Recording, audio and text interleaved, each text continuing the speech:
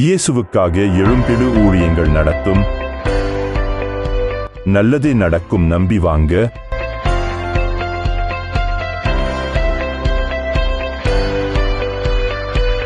எல்லா மாதமும் 2வது ஞாயிற்றுக்கிழமை.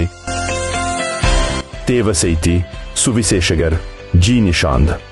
அக்டோபர் 13ஆம் தேதி ஞாயிற்றுக்கிழமை மாலை 5 மணி முதல் 8 மணி வரையிலும். இடம் எண் 24, காஞ்சி முனுசாமி தெரு, விஓடி நகர், பம்மல், சென்னை 75 PP மருத்துவமனை அருகில். மேலும் தொடர்புக்கு 9791028855 மற்றும் 9841529346. அனைவரையும் அன்புடன் அழைக்கின்றோம். வாருங்கள், பங்கு பெறுங்கள்.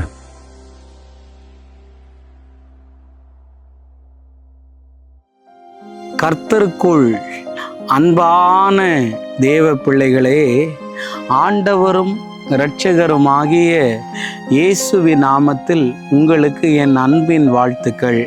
இந்த அரைஸ் ஃபார் கிரைஸ்ட் மினிஸ்ட்ரி என்ற யூடியூப் சேனல் மூலமாய் உங்களை கண்டு சந்திப்பதில் நான் மிக்க மகிழ்ச்சி அடைகிறேன். இந்த காலை நேரத்திலையும் சங்கீதம் 139 அதனுடைய 24வது வசனத்தை வாசிக்கிறேன். வேதனை உண்டாக்கும் வழி என்னிடத்தில் உண்டோ என்று பார்த்து நித்திய வழியிலே என்னை நடத்தும் என்று தாவீது கேட்கிறதை பார்க்க முடியும். இன்னைக்கு மெசேஜோடைய தலைப்பு என்ன தெரியுமாங்க? நானே தான் காரணம்னு பேச விரும்புகிறேன். இன்னைக்கு நிறைய பேர் சூழ்நிலையை காரணம் சொல்லுவாங்க. நிறைய பேர் தன்னுடைய சுற்றி இருக்கிறவங்களை காரணம் சொல்லுவாங்க. ஆனால் உன் பிரச்சனைக்கெல்லாம் காரணம் யாருன்னு நீ நல்லா யோசிச்சு பாரு. நீயே தான் இருப்ப. இன்னைக்கு ஸ்கூலில் நீ எக்ஸாமில் ஃபெயில் ஆயிட்டனா நீ யாரை தெரியுமா காரணமாக சொல்கிற? அங்கே டீச்சர் நடத்துறது எனக்கு புரியவே மாட்டுக்குன்னு.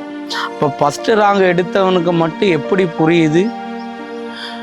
எல்லா தப்பையும் உன் மேலே வச்சுட்டு நீ மற்றவங்களையே காரணம் சொல்லி கழுவுற மீன்லேயும் நழுவுற மீன் மாதிரி நிறைய பேர் தப்பிச்சுக்கிட்டு இருக்கீங்க.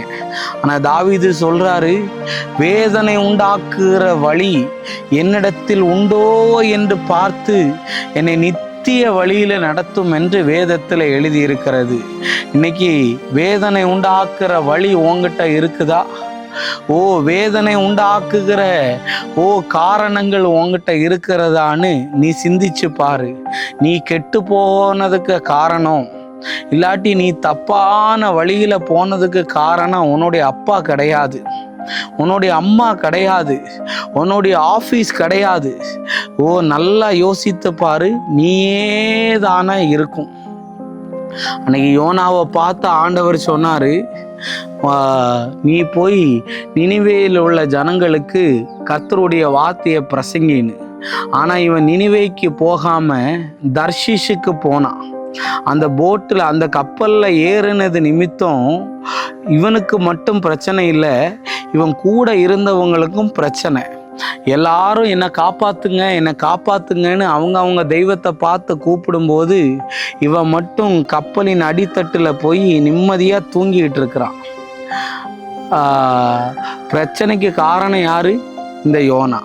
கப்பல் உடைய காரணம் யாரு? இந்த யோனா. மற்றவர்களுக்கு பிரச்சனை வர காரணம் யாரு? யோனா. எல்லா தப்பையும் இவன் செஞ்சுட்டு போய் ஒன்றும் தூங்குறவனை எழுப்பலாம், தூங்குற மாதிரி நடிக்கிறவனை எழுப்ப முடியுமா? இன்னைக்கு வாலிப தங்கச்சி, வாலிப தம்பி, படிப்பை குறை சொல்லாத, ஸ்கூலை குறை சொல்லாத, டீச்சரை குறை சொல்லாத, உன் அப்பா அம்மாவை குறை சொல்லாத. உன் வாழ்க்கையில் நீயே தான் உனக்கு பெரிய தடையாக இருக்கிற. கண்ணாடி முன்னே நின்று நீ பாரு. இன்னைக்கு நீ வாழ்க்கையில் தோற்று போனதுக்கு யார் காரணம்னு இன்னைக்கு ஏமாந்து போனதுக்கு யார் காரணம்னு நினச்சி பாரு. இன்னைக்கு வாழ்க்கையில் எழும்ப முடியாமல் கிடக்கிறதற்கு, முன்னேற முடியாமல் கிடக்கிறதுக்கு யார் காரணம்னு நீ பாரு. உன் சூழ்நிலையையோ உன்னை சுற்றி இருக்கிறவங்களையோ நீ காரணமாக நினச்சனா அது இல்லை காரணம். நீயே தான் உனக்கு காரணம். யூன்னு காட்டாமல் மீன் காட்டு.